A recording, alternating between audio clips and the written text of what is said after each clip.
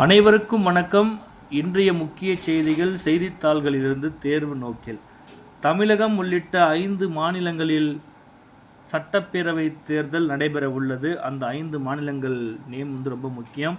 அதில் பார்த்திங்கன்னா தமிழ்நாடு, கேரளா, அஸ்ஸாம், மேற்கு வங்காளம், புதுச்சேரி இந்த 5 மாநிலங்களில் தான் பார்த்திங்கன்னா 2026 தேர்தல் நடைபெற உள்ளது. ஏற்கனவே இந்த கொஸ்டின்ஸ் கேட்டிருக்காங்க. இந்த மாதிரி டைப் ஆஃப் கொஸ்டின்ஸ் கேட்டிருக்காங்க, நல்லா பார்த்துக்கங்க, சரிங்களா? அதே போல் தலைமை தேர்தல் அதிகாரி நம்ம தமிழ்நாட்டுக்கு அர்ச்சனா பட்நாயக், இவங்க தான் அர்ச்சனா பட்நாயக்.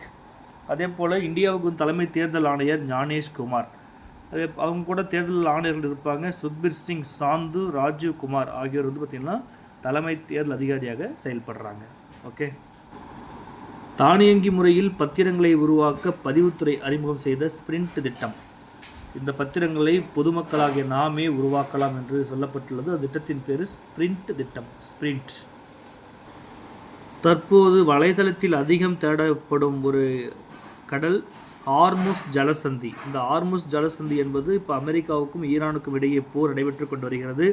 ஸோ அதனால் பார்த்திங்கன்னா கச்சா எண்ணெய் அங்கேருந்து கிடைக்க முடியாதனால கேஸோட தட்டுப்பாடு இருக்குது, சரிங்களா? ஸோ அதனால் இந்த ஹார்முஸ் ஜலசந்தின்னா என்னன்னு பார்த்தோம்னா அரபிக்கடலில் பெர்சியன் வளைகுடாவையும் ஓமன் வளைகுடாவையும் இந்த ஹார்முஸ் ஜலசந்தி இணைக்கிறது. இந்த ஜலசந்தி தான் பார்த்திங்கன்னா ஈரான் கடலிலேயே ஒட்டி அமைந்துள்ளது. இதன் வழியாகத்தான் நமக்கு ஈரானிலிருந்து இல்லை வளைகுடா நாடுகளிலிருந்து நமக்கு கச்சா எண்ணெயும் கேஸும் நமக்கு பார்த்திங்கன்னா சப்ளை ஆகுது. ஸோ ஹார்முஸ் ஜலசந்தி நல்லா ஞாபகம் வச்சுக்கோங்க.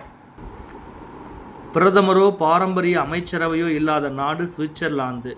இங்கு ஒரு தனிநபர் பிரதமராக இருப்பதற்கு பதிலாக 7 பேர் கொண்ட கூட்டாட்சி மன்றம் ஃபெடரல் கவுன்சில் நாட்டின் ஆட்சி பொறுப்பை ஏற்றுக்கொள்கிறது.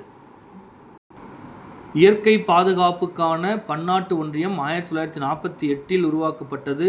இது பல்லுயிர்களை பாதுகாப்பதற்கும் சமூக ஈடுபாட்டை ஊக்குவிப்பதற்குமான கூட்டு முயற்சிகளுக்கு வழிகாட்டுகிறது.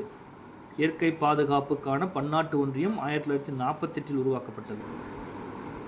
தமிழ் சிறுகதைகளின் தடங்கள் என்ற நூலுக்காக எழுத்தாளர் சா. தமிழ்ச்செல்வனுக்கு 2025 ஆண்டுக்கான சாகித்ய அகாடமி விருது அறிவிக்கப்பட்டுள்ளது. தமிழ் சிறுகதைகளின் தடங்கள், தமிழ்ச்செல்வன், சரிங்களா? இந்த சாகித்ய அகாடமி விருது 1954 ஆண்டில் மத்திய அரசு சார்பில் ஒரு அகாடமி நிறுவப்பட்டது. இந்த அமைப்பு சார்பில் இந்தியாவின் அதிகாரபூர்வ மொழி 24 மொழிகளில் சிறந்த கவிதை, நாவல், சிறுகதை, இலக்கிய ஆய்வுகளுக்கு ஆண்டுதோறும் இந்த விருது வழங்கப்படுகிறது.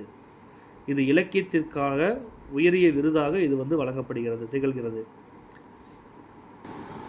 இதில் தமிழ் மொழிக்கு பார்த்தோம்னா தமிழ் சிறுகதைகளின் தடங்கள் தமிழ்ச்செல்வனுக்காகவும், தெலுங்கு எழுத்தாளர் நந்தினி சித்தாரெட்டி, மலையாள எழுத்தாளர் பிரபாகரன், கன்னட எழுத்தாளர் அமரேஷ் நுகடோனி, இந்தி எழுத்தாளர் மம்தா காளியா, இவங்களுக்கு உட்பட்ட 24 பேருக்கு இந்த விருது வழங்கப்பட உள்ளது. செப்பு பட்டயம், பொன்னாடை, ரூபாய் 1 லட்சம் ரொக்கப்பரிசும் இவர்களுக்கு வழங்கப்படும். சாகித்ய அகாடமி விருது பெற்ற தமிழ்ச்செல்வன் அவர்களினுடைய முதல் கவிதை ஒரு நாள் டைரி. இது 1972 வெளியானது. இவரது வெயிலோடு போய் என்னும் சிறுகதை தமிழில் வெளிவந்த சிறுகதைகளில் குறிப்பிடத்தக்க ஒன்று.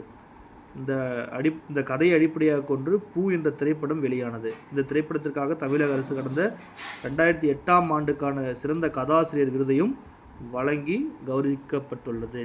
இவர் விருதுநகர் மாவட்டம் தென்மேனி மேட்டுப்பட்டி அந்த மாவட்டத்தை சார்ந்தவர், சரிங்களா? எங்கே பிறந்தார்னா தூத்துக்குடியில் நாகலாபுரம் சண்முகம் சரஸ்வதி தம்பதிக்கு மகனாக பிறந்தவர், தூத்துக்குடி மாவட்டம். உலகளாவிய அமைதியையும் பாதுகாப்பையும் மேம்படுத்தும் நோக்கில் 1945 ஆண்டில் 51 நாடுகளின் உறுப்பினர்களுடன் தொடங்கப்பட்டது ஐக்கிய நாடுகள் அமைப்பு, யுனைடெட் நேஷன்ஸ் ஆர்கனைசேஷன் சொல்லுவாங்க. அதன் தலைமையகம் நியூயார்க் நகரில் அமைந்துள்ளது. ஐநாவின் அதிகாரபூர்வ பயன்பாட்டு மொழிகள் ஆங்கிலம், பிரெஞ்சு, ஸ்பானிஷ், ரஷ்யா, சீனம், அரபு.